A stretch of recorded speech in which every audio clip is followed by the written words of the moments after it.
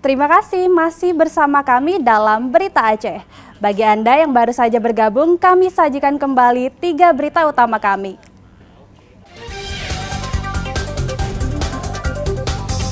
Rekrutmen pegawai pemerintah dengan perjanjian kerja P3K di jajaran Pemkab Aceh Utara masih gaduh.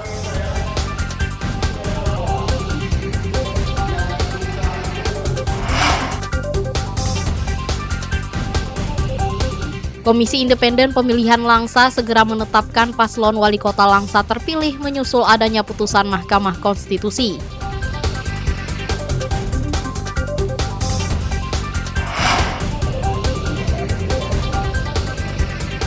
Serunya menyaksikan kemunculan lumba-lumba di Pulau Weh, Sabang.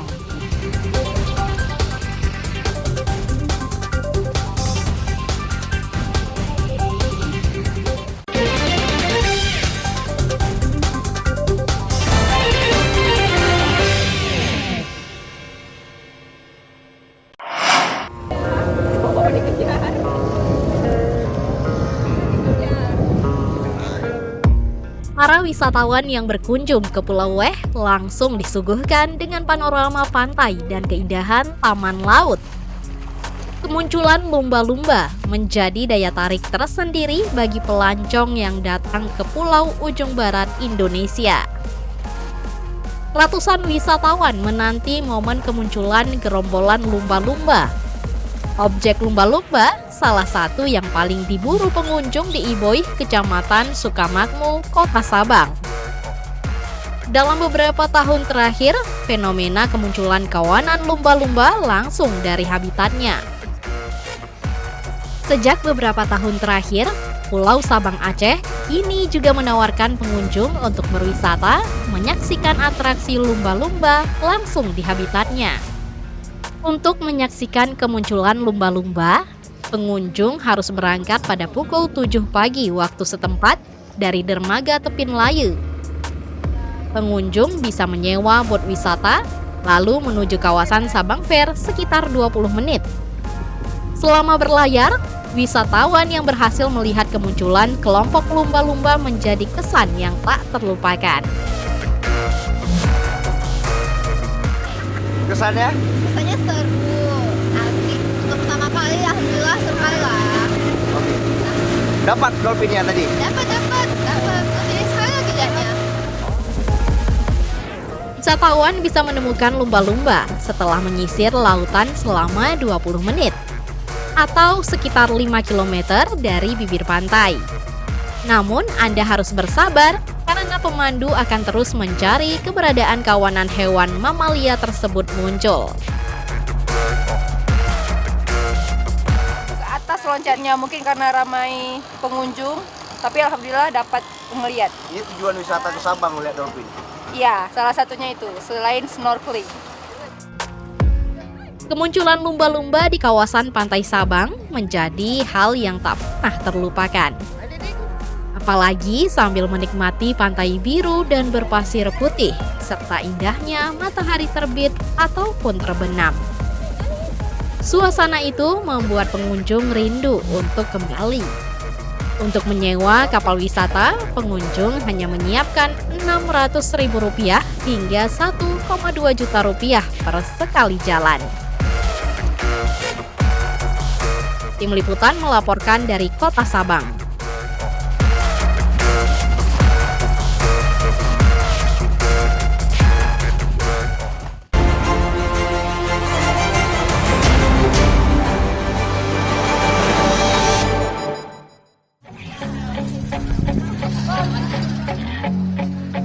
Gempa berkekuatan magnitudo 6,2 mengguncang Provinsi Aceh terjadi pada Jumat petang pekan lalu. Gempa yang terjadi ini berpusat di Aceh Selatan terasa hingga ke beberapa wilayah Aceh hingga Provinsi Sumatera Utara. Gempa ini terjadi diikuti 3 kali gempa susulan. Guncangan kekuatan 2,3 hingga 3,8 magnitudo. Meski begitu, sejumlah keluarga dan pasien di Rumah Sakit Umum Daerah RSUD Yulidin Awai Tapak Tuan panik dan berhamburan keluar ruangan.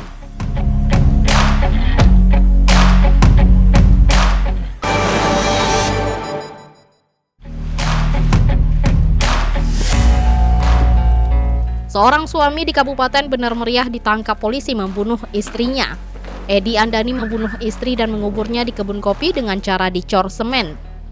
Jasad korban dievakuasi setelah polisi mendapatkan informasi dari warga yang sempat mendengar adanya teriakan sehari sebelum korban dipendam di kebun.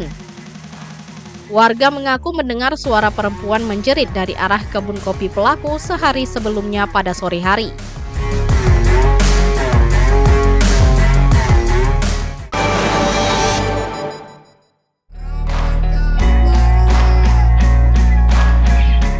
Ratusan kecil atau kepala desa Kades menggelar aksi damai di kantor Dinas Pemberdayaan Masyarakat Gampong DPMG Provinsi di Banda Aceh. Massa yang tergabung dalam Asosiasi Pemerintah Desa Seluruh Indonesia APDESI Cabang Aceh mendesak pemberlakuan pasal 39 Undang-Undang Desa Nomor 3 Tahun 2024 mengenai masa jabatan Kades selama 8 tahun.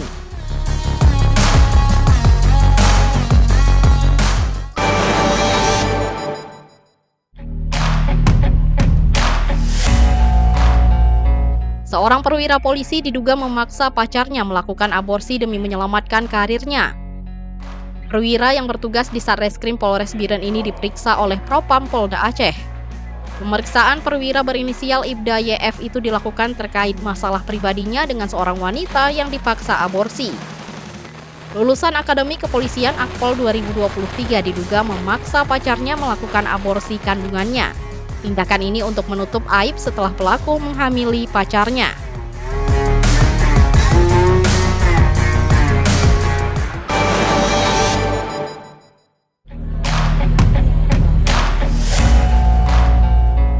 Kebakaran hebat melanda kawasan Pasar Simpang 4 Desa Daya Enjong, Kecamatan Bandar Baru, Kabupaten Pidijaya pada Selasa dini hari.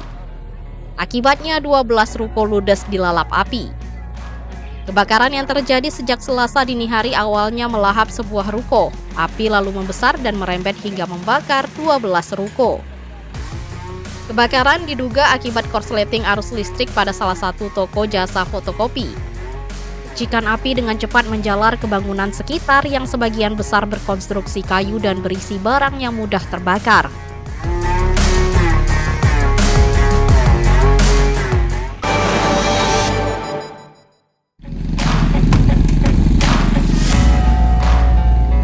Sebanyak 6 rumah toko di pemukiman Desa Lawe Pridinen, Kecamatan Lawe Sigala, Kabupaten Aceh Tenggara, ludes terbakar.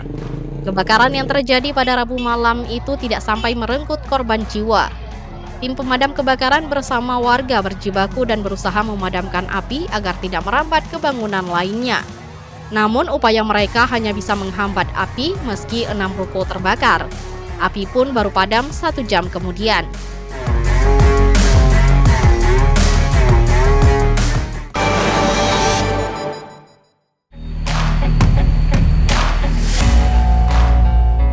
Pasien dan keluarganya mengeluhkan stok obat di Rumah Sakit Umum Daerah RSUD Sahudin Kutacane, Aceh Tenggara, sebab mereka kesulitan mendapatkan obat khusus saat dirawat lantaran pasokannya sering terhenti. Akibat tidak ada stok obat, pasien harus membeli obat di luar rumah sakit dengan harga yang lebih tinggi. Keluarga pasien hanya diberikan resep untuk menebus obat tersebut.